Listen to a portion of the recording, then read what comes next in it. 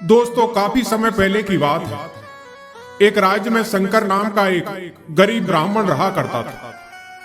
दोस्तों, उस ब्राह्मण के पास यदि कुछ था तो बस एक टूटी फूटी झोपड़ी और एक झगड़ेल स्वभाव की पत्नी। उसकी पत्नी शंकर को बहुत परेशान करती थी। ऊपर से घर में कोई संतान भी नहीं थी। दोस्तों, हर इंसान के जीवन में सबसे बड़ा दुख होता है धन का ना होना, और उससे भी बड़ा दुख होता है स्त्री का कुलक्ष्मी होना, जो बात बात पर झगड़ा करती है। इस ब्राह्मण के साथ भी कुछ ऐसा ही हो रहा था। दोस्तों, अगर घर में स्त्री शुद्ध विचार रखने वाली नहीं है, कलेश करने वाली है, तो धन माया चाहे आपके घर में कितनी ही हो, वह इंसान कभी सुखी नहीं रह सकता। घर की स्त्री अच्छे विचारों की है और आपके पास धन का अभाव है, तो भी आप अपने जीवन में सुख का अनुभव करेंगे। दोस्तों, वह ब्राह्मण यही सोचता था कि ईश्वर ने मेरे भाग्य में यही लिखा है तो यही सही। विधाता की मर्जी, उसने जो मेरे भाग्य में जो लिख दिया उसमें अब भला कौन फेरबदल कर सकता है। उसकी पत्नी के तेवर दिन ब दिन बिगड़ते जा रहे थे और पति का अपमान करना भी उसका निरंतर जारी रहा। कई बार जब वह घर के अंदर जाता तो पत्नी उसे गालियां देने लगती थी, कभी उस पर हाथ भी उठा देती थी। अब तो यह सब उस ब्राह्मण कुमार को बर्दाश्त से बाहर हो गया। अब तो उस ब्राह्मण कुमार ने घर छोड़कर जाने का निश्चय कर लिया। ब्राह्मण देवता सोचने लगे कि अब इस घर में रहना ठीक नहीं है। अगली सुबह उसने अपनी पत्नी से कहा कि मैंने सुना है कि दूसरे राज्य में एक राजा है जो गरीब लोगों की मदद करता है और उन्हें मदद स्वरूप बहुत सा धन देता है। मैं भी वहीं जा रहा हूं। मैं भी अपना भाग्य आजमा कर देख लेता हूं कि राजा के यहां से मुझे क्या मिलता है। उस ब्राह्मण कुमार शंकर की पत्नी बोली, ठीक है, चले जाओ, मुझे कोई फर्क नहीं पड़ता। उसने यह बात कड़वे शब्दों में कही। ब्राह्मण कुमार दुखी होकर के घर से निकल पड़ा। यात्रा के लिए कुछ जरूरी चीजें इकट्ठा की और अपने घर से निकल लिया। पैदल चलते चलते ब्राह्मण कुमार कुछ ही दिनों में दूसरे राज्य में पहुंच गया। दोस्तों, वह ब्राह्मण कुमार जिस राज्य में पहुंचा, उस राज्य के राजा को 7 पुत्रियां थी। सभी बहुत ही सुंदर थी। राजा अपनी 7 पुत्रियों से बहुत प्रेम करता, इसलिए राजा उनकी सुरक्षा का विशेष ख्याल रखता था। किसी भी राजकुमारी को महल से जाने की अनुमति नहीं थी। वे हर समय कड़ी सुरक्षा में रहती थी। कुछ सैनिक हर समय उनके आसपास रहते ताकि उन पर किसी तरह का खतरा ना आ सके। उन 7 राजकुमारियों की रहने की व्यवस्था एक ही कक्ष में थी और रात में उनके सोने का जाते ही वह कक्ष बाहर से बंद कर दिया जाता था ताकि न वे कक्ष से बाहर निकल सके और ना ही कोई उनके कक्ष में प्रवेश कर सके। उस कक्ष के बाहर सैनिक तैनात रहते थे, लेकिन इतनी सुरक्षा के बावजूद भी जब राजा सुबह राजकुमारियों से मिलता तो उनके जूते फटे हुए होते। राजा हैरान रह जाता। राजा के पूछने पर राजकुमारियां कहती कि उन्हें भी नहीं पता कि उनके जूते कैसे फट गए। हर दिन राजकुमारियों के लिए नए जूते लेने पड़ते। हर दिन राजकुमारियों के जूतों का फटना राजा के लिए एक रहस्य बनता जा रहा था। राजा चाहता था कि इस रहस्य का पर्दाफाश हो, इसलिए राजा ने अपने स्तर पर कई प्रयास किए, लेकिन सफल नहीं हो सका और राजा को हर बार असफलता ही हाथ लगी। हर दिन राजकुमारियों के जूतों का फटना राजा के लिए एक रहस्य बनता जा रहा था, इसलिए राजा चाहता था कि इस रहस्य का पर्दाफाश हो। राजा इस रहस्य से परेशान हो गया। अंत में राजा ने राज्य में यह घोषणा करवा दी कि जो भी व्यक्ति 3 दिनों में राजकुमारियों के जूते फटने के कारण का पता लगा लेगा, उसका विवाह मैं उसकी मनपसंद राजकुमारी से करवा दूंगा। साथ ही उसे राजा का उत्तराधिकारी भी घोषित कर दिया जाएगा, क्योंकि राजा को कोई पुत्र भी नहीं था। लेकिन इस कार्य में असफल होने रहने पर उसका सिर धड़ से अलग कर दिया जाएगा। यह घोषणा पड़ोसी राज्यों तक भी पहुंची और पड़ोसी राज्यों के राजकुमार इस रहस्य का पता लगाने राजा के पास आने लगे। राजा ने उन्हें राजकुमारियों के कक्ष के साथ वाले कक्ष में ठहरा था, ताकि उन्हें निगरानी करने में कोई असुविधा ना हो। लेकिन रात होते ही राजकुमार गहरी नींद में सो जाते और सुबह होने पर देखते ही राजकुमारियों के जूते फटे हुए। इस प्रकार से कई राजकुमारों को रहस्य का पता न लगा पाने के कारण अपने प्राण देने पड़े। अब राजकुमार भी अपने प्राणों के भय से इस रहस्य का पता लगाने में हिचकने लगे। राजा निराश हो गया। उसे लगने लगा कि अब यह रहस्य सदा रहस्य बना रहेगा। अब एक दिन यह खबर ब्राह्मण कुमार ने सुनी। जब उसने राजा की घोषणा सुनी तो वह राजकुमारी से विवाह के सपने देखने लगा। उसने सोचा कि गरीबी में जीवन यापन करने से अच्छा है कि इस रहस्य का पता लगाने में हाथ आजमा लिया जाए। अगर सफल रहा तो राजकुमारी से विवाह के साथ साथ राज्य का उत्तराधिकारी भी बन जाऊंगा, अन्यथा इस गरीबी के जीवन से तो मृत्यु ही सही है। यही सोचकर अगले दिन वह कुछ रोटियां अपनी पोटली में बांधकर राजमहल की ओर निकल पड़ा। बिना रुके वह चला जा रहा था। शाम तक उसे किसी भी हालत में राजमहल पहुंचना था। चलते चलते दोपहर हो गई और उसे भूख लगाई। वह थक भी चुका था, इसलिए एक पेड़ के नीचे भोजन करने और सुस्ताने के लिए बैठ गया। लेकिन जैसे ही उसने खाना खाने के लिए पोटली खोली, एक बूढ़ी औरत वहां आ गई और उसने उससे खाना मांगा। युवक तो भूख से बेहाल था, लेकिन दयावश उसने अपनी सारी रोटियां उस बूढ़ी औरत को दे दी। रोटियां खाकर वह औरत तृप्त हो गई और उसने युवक को ढेर सारा आशीर्वाद दिया। उस बूढ़ी औरत के पूछने पर युवक ने उसे बताया कि वह राज्य की 7 राजकुमारियों के जूते फटने के रहस्य का पता लगाने जा रहा है। यह सब सुनकर बूढ़ी औरत ने उसे एक टोपी दी और बोली, बेटा, ये कोई साधारण टोपी नहीं है, ये एक जादुई टोपी है। इसे तुम जब भी पहनोगे अदृश्य हो जाओगे।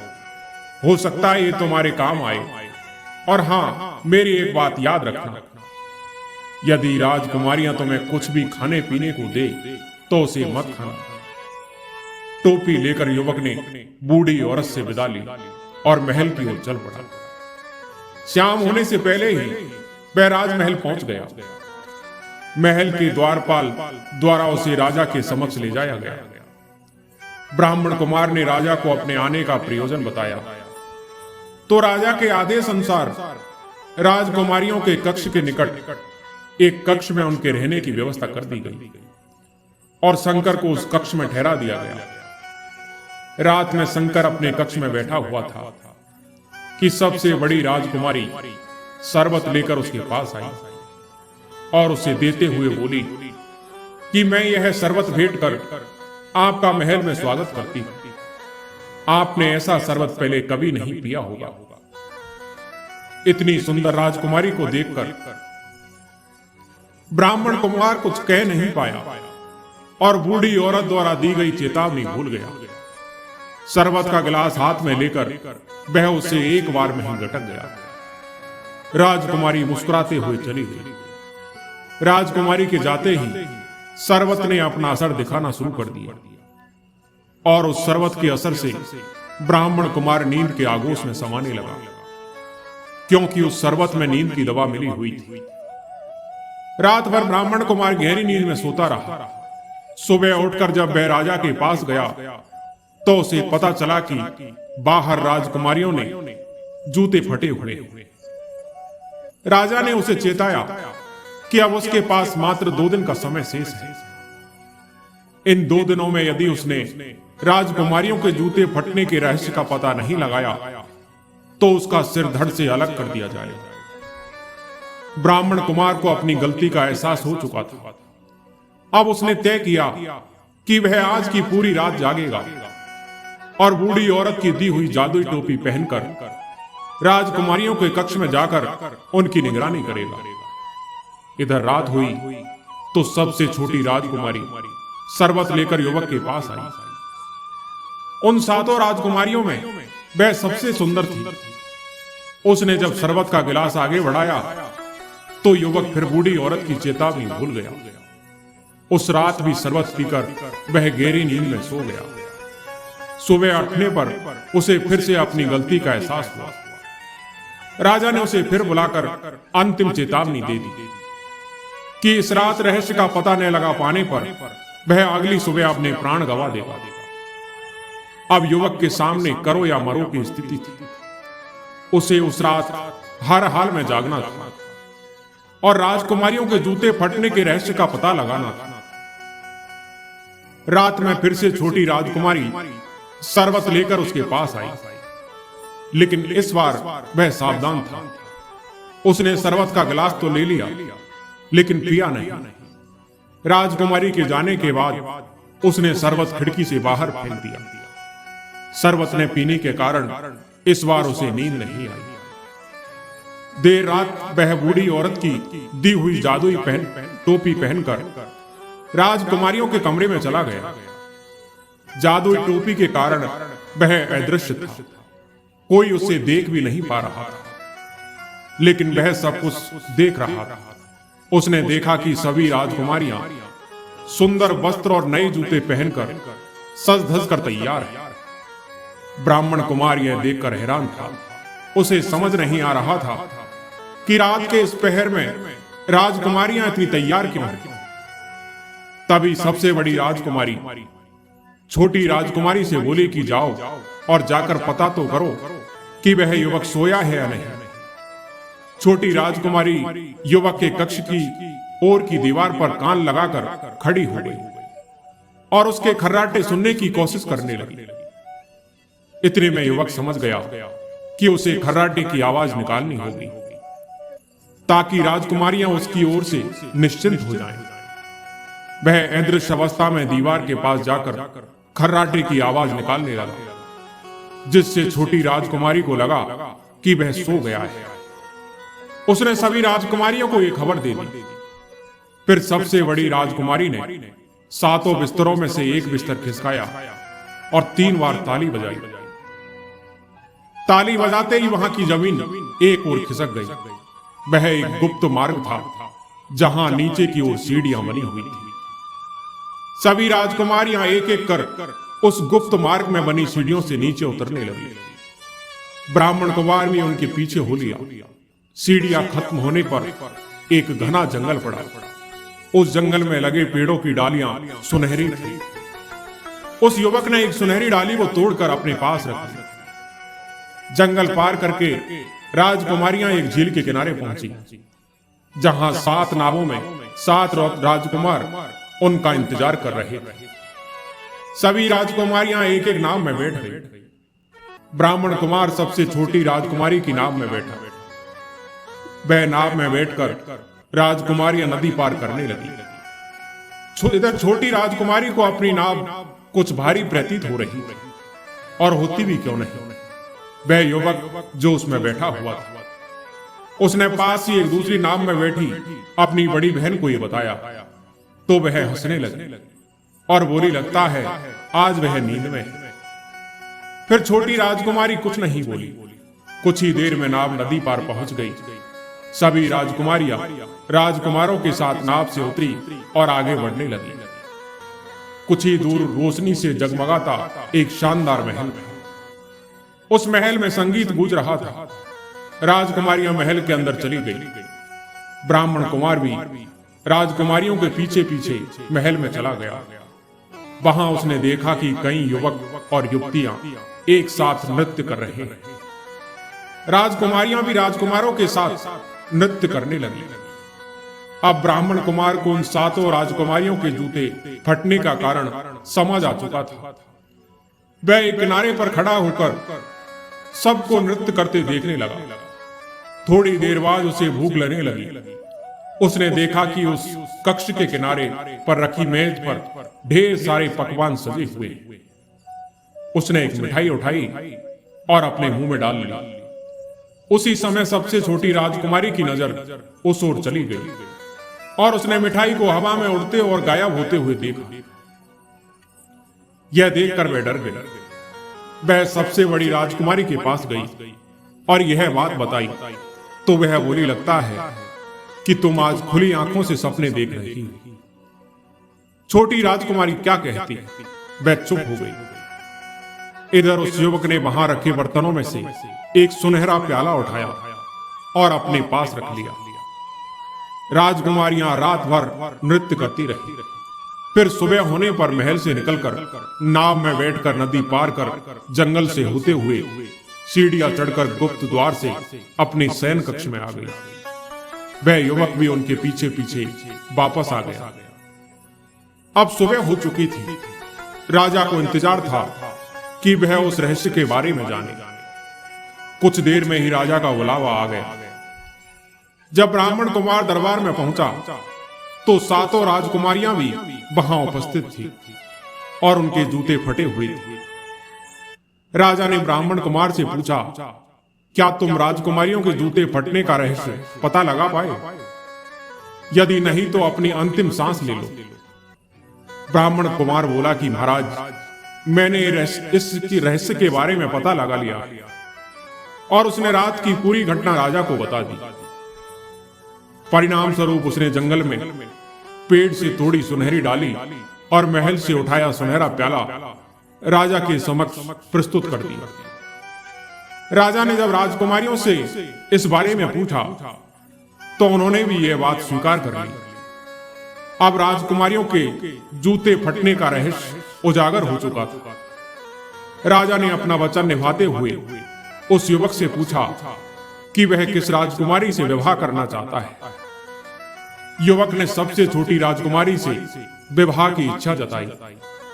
राजा ने युवक का विवाह सबसे छोटी राजकुमारी से करवा दिया और उसे अपना उत्तराधिकारी घोषित कर दिया। इस तरह अपनी नेक दिली और निडरता से एक साधारण युवक उस राज्य का उत्तराधिकारी बन गया। दोस्तों, इस संसार में कुछ भी पाना या कुछ भी खोना कोई मायने नहीं रखता। हर इंसान को अपने बचपन के दिन बहुत प्रिय होते हैं। क्यों होते हैं बचपन के दिन बहुत प्रिय? क्योंकि उस समय उसे कोई भी चिंता नहीं रहती। वह आजाद रहता है और जिस काम में लग जाता है उसी में मग्न हो जाता है। लेकिन जैसे जैसे इंसान की आयु बढ़ने लगती है, वैसे वैसे उसकी इच्छाएं, उसकी कामनाएं दिन में दिन बढ़ती जाती है और इसलिए अक्सर इंसान भविष्य की तैयारी में लगा रहता है या फिर अतीत के बारे में सोचता रहता है और वह वर्तमान में जीना भूल जाता है। वहीं अगर हम किसी छोटे बच्चों को देखें तो उसके लिए कोई भविष्य या कोई अतीत नहीं होता। उसके लिए तो बस वर्तमान होता है और इसलिए वह वर्तमान जीकर पूरा आनंदित होता है। दोस्तों, इसी प्रकार से चंद्र प्रताप नाम के एक राजा हुआ करते थे। एक दिन राजा चंद्र प्रताप ने अपने पूरे राज्य में यह ऐलान करवा दिया कि जो भी राज दरबार में आकर भविष्यवाणी सुनाएगा और वह भविष्यवाणी यदि सच निकली तो इसको इनाम दिया जाएगा। यह सुनकर ज्योतिष के बड़े बड़े जानकार, बड़े बड़े विद्वान पंडित राज दरबार में जाकर भविष्यवाणी सुनाते और यदि संयोगवश सच साबित हो जाती तो वे बहुत सा इनाम भी पाते। उस राज्य के गांव में एक गरीब व्यक्ति रहा करता था जिसका गुजारा बड़ी मुश्किल से होता था। एक दिन उसकी पत्नी ने उससे कहा कि तुम भी राज दरबार में जाकर कोई भविष्यवाणी सुनाओ। संभव है कोई सच्ची साबित हो जाए तो हमें भी इनाम मिल जाए जिससे जीने का कुछ सहारा मिल सके। अपनी पत्नी की बात सुनकर वह व्यक्ति बोला कि मैं अनपढ़ आदमी हूं, मुझे किसी बात का ज्ञान नहीं है। कहीं ऐसा ना हो कि राज दरबार में पहुंचकर लेने के देने पड़ जाए। उसकी पत्नी बोली कि देखो, पुरुषार्थ करना मनुष्य का कर्तव्य है, आगे जो ईश्वर को मंजूर होगा वही होगा, तुम एक बार जाओ तो सही।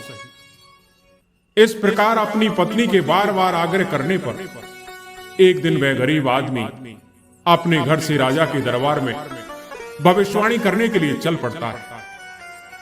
रास्ते में चलते चलते जब वह थक गया तो एक पेड़ के नीचे सुस्ताने लगा। उस पेड़ के नीचे एक इच्छाधारी साधु रहता था। जब वह आदमी उस पेड़ के नीचे बैठा तब वह इच्छाधारी साधु सांप के रूप में सामने आया, जिसे देखकर वह आदमी डरकर वहां से भागने लगा। वह सर्प को बोला कि मुझसे डरो नहीं, मैं सर्प नहीं साधु हूं, मैं जो बात कहूंगा तुम्हारे भले की ही कहूंगा, बताओ तुम कहां जा रहे हो। उस आदमी ने कहा कि देखो, इस राज्य के राजा ने ऐलान किया हुआ है कि जो कोई आकर भविष्यवाणी सुनाएगा, यदि वो सच साबित हुई तो उसे इनाम दिया जाएगा। अब मैं तो अनपढ़ आदमी हूं, मैं मेरी पत्नी के कहने पर घर से चला तो आया हूं, परंतु हैरान हूं कि राज दरबार में जाकर मैं क्या कहूंगा। मैं समझ नहीं पा रहा हूं कि इसका परिणाम क्या होगा। वे त्रिकालदर्शी साधु बोले कि पुत्र, राज दरबार में जाकर तुम कहना कि आने वाले समय में इस राज्य में अग्निकांड का प्रभाव बहुत अधिक होगा, इसलिए हे राजन, अग्नि से बचाव का प्रबंध करने से ही कर ही लेना अच्छा होगा। उस सर्प की बात सुनकर वह गरीब आदमी वहां से राजमहल पहुंचा। उस दिन उसने राजमहल में जाकर वैसे ही कह दिया जैसे उसे उस सर्प ने बताया था। उस गरीब व्यक्ति की भविष्यवाणी सुनकर राजा ने उसे अपने पास ठहरा लिया और आने वाले समय की प्रतीक्षा करने लगा। समय आया, कुछ ही दिनों बाद अग्नि ने जोर पकड़ा, परंतु राजा ने उससे बचाव का प्रबंध पहले ही कर रखा था, इसलिए कोई विशेष क्षति नहीं हुई। अब उस आदमी पर राजा की बड़ी श्रद्धा हो गई, उसे बहुत कुछ इनाम दिया और चलते समय राजा ने कहा कि मित्र, मेरे योग्य कोई और सेवा हो तो बताइए। उस व्यक्ति ने मन में सोचा कि यह सब करनी तो उस साधु महाराज की है, जिसके कारण राज दरबार में मेरा सम्मान हुआ तथा यह धन भी प्राप्त हुआ है। लेकिन अगर राजा को इस बात का पता चल जाए कि यह भविष्यवाणी तो किसी और की थी, तो मुझे इसके बदले दंड भी मिल सकता है। इसलिए उचित यही होगा कि उस सर्प को खत्म कर दिया जाए। यही सोचकर वह युवक राजा से बोला कि हे राजन, यदि आप मुझसे और कोई सेवा पूछते हैं तो कुछ सूखी लकड़ियों को मेरे साथ भिजवाने का प्रबंध कर दिया जाए। राजा के आदेश अनुसार कई मजदूर सूखी लकड़ियों के गट्ठे सिर पर रखकर उसके साथ चल पड़े। जब वह उस पेड़ के नीचे पहुंचा जहां सर्प के रूप में इच्छाधारी साधु रहता था, उस आदमी ने मजदूरों से कहा कि यह बिल सर्प का घर है, इसके ऊपर लकड़ियां रखकर आग लगा दो। उन्होंने वैसा ही किया। आदमी ने सोचा कि अब वह सर्प मर गया होगा। इस विश्वास के साथ वह अपने घर आ गया और राज दरबार से जो कुछ मिला था वह उसने अपनी पत्नी के हवाले कर दिया और सुख से रहने लगा। लेकिन मुक्त का माल कितने दिन चलता। मुक्त का माल थोड़े ही दिनों में उड़ाकर वह फिर से पहले जैसी हालत में आ गया। अब एक दिन उसकी पत्नी ने उससे कहा कि देखो, आपको एक बार फिर से राज दरबार में जाना चाहिए। अगर आपकी भविष्यवाणी फिर से सही साबित हो गई तो हमें फिर से कुछ धन उपहार स्वरूप मिल जाएगा, जिससे घर का निर्वाह हो सके। वह आदमी सोचने लगा कि जिसकी वजह से मुझे माया मिली थी उसे तो मैं आग लगा के मार आया हूं। अब कहां जाऊंगा और क्या करूंगा। किंतु अपनी पत्नी के बार बार मजबूर करने पर वह घर से चल पड़ा।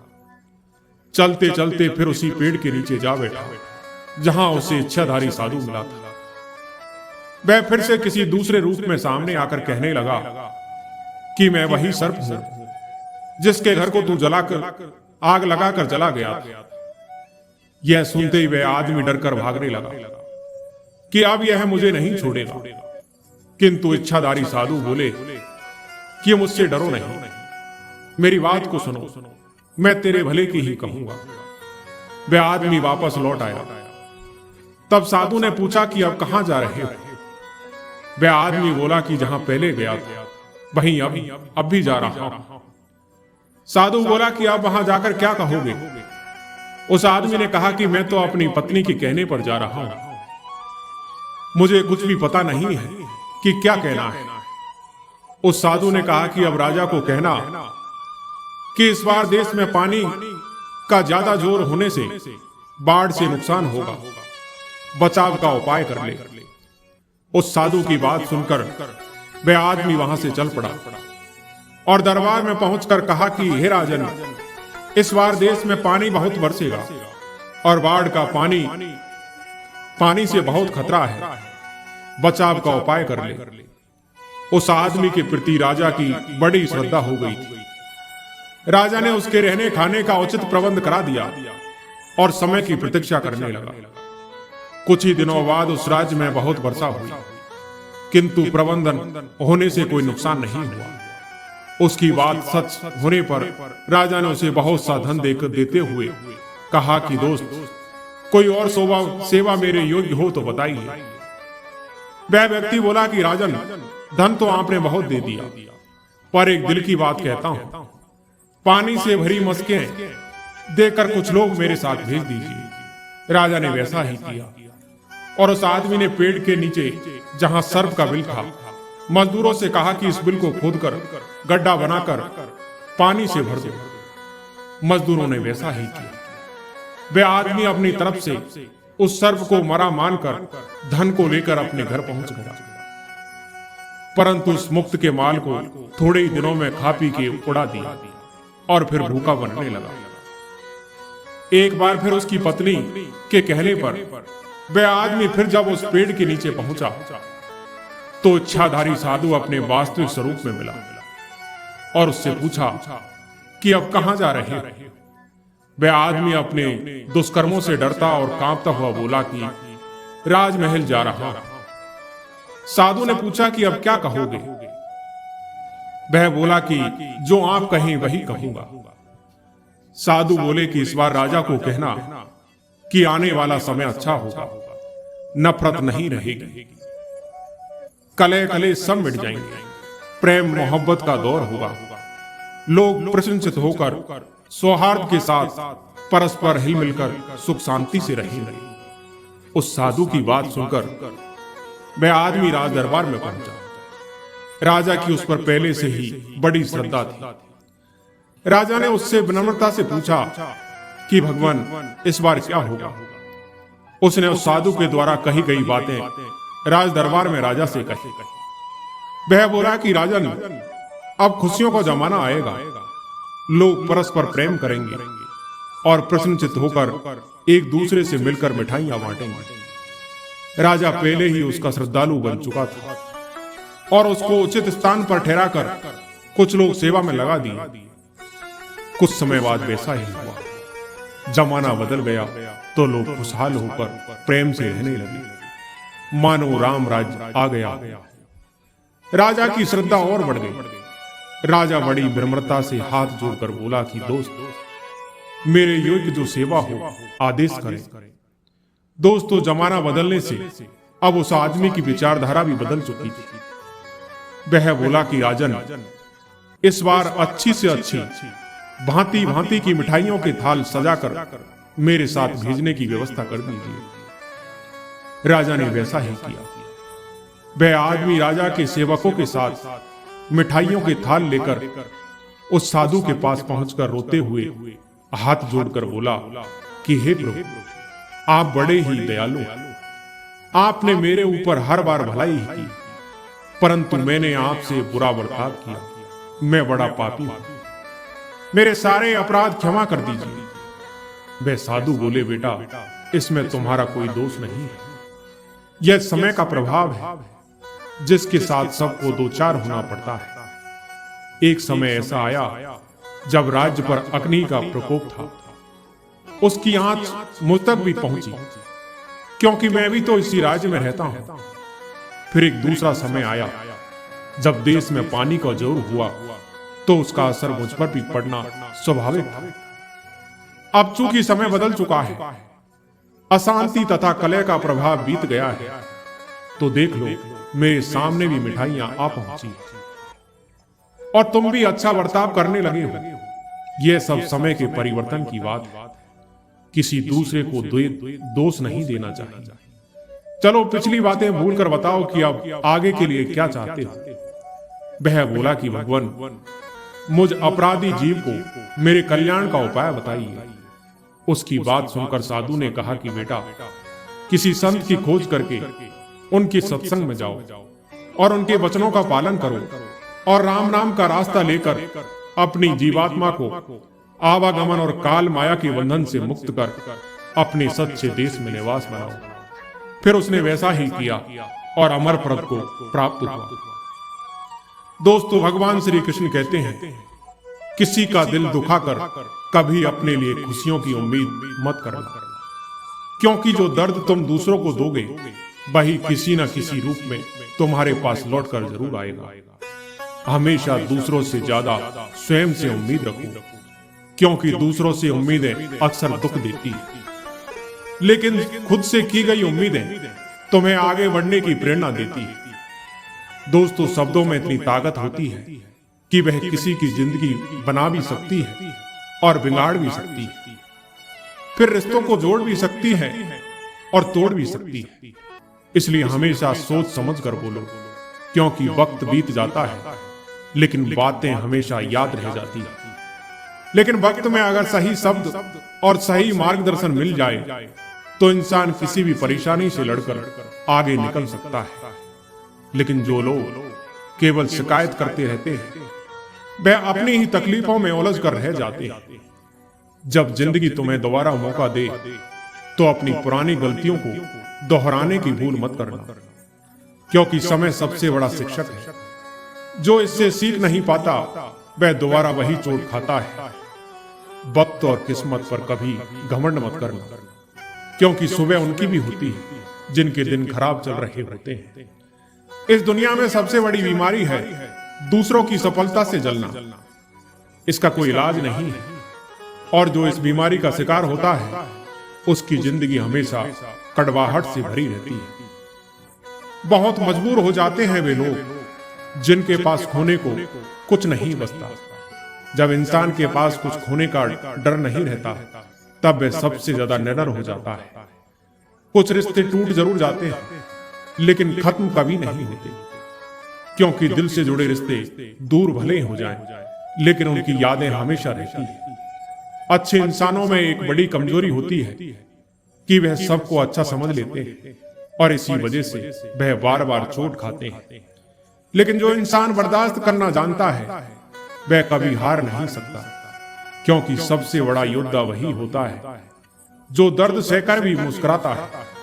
कभी किसी को उसकी औकात के ताने मत देना, क्योंकि समय बदलते देर नहीं लगती, और वही इंसान जिसे तुम कम आंक रहे हो कल तुमसे आगे निकल सकता है। इस दुनिया में वही लोग सबसे ज्यादा खुश रहते हैं जो अकेले रहने की कला सीख जाते हैं।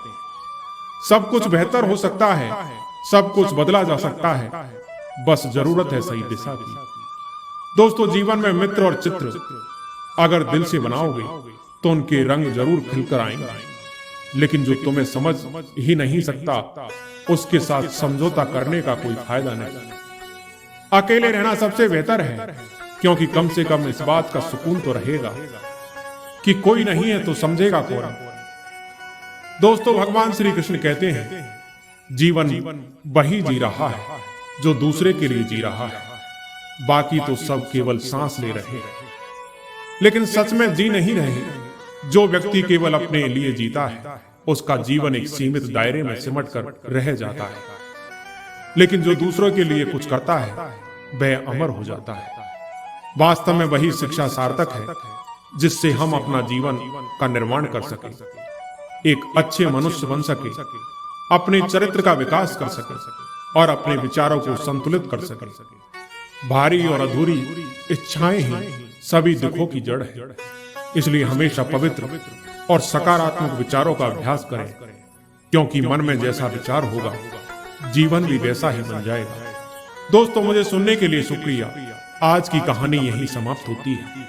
मैं उम्मीद करता हूं कि ये कहानी आपको जरूर पसंद आई होगी। कहानी पसंद आई हो तो हमारे वीडियो को लाइक और सब्सक्राइब जरूर करें। धन्यवाद।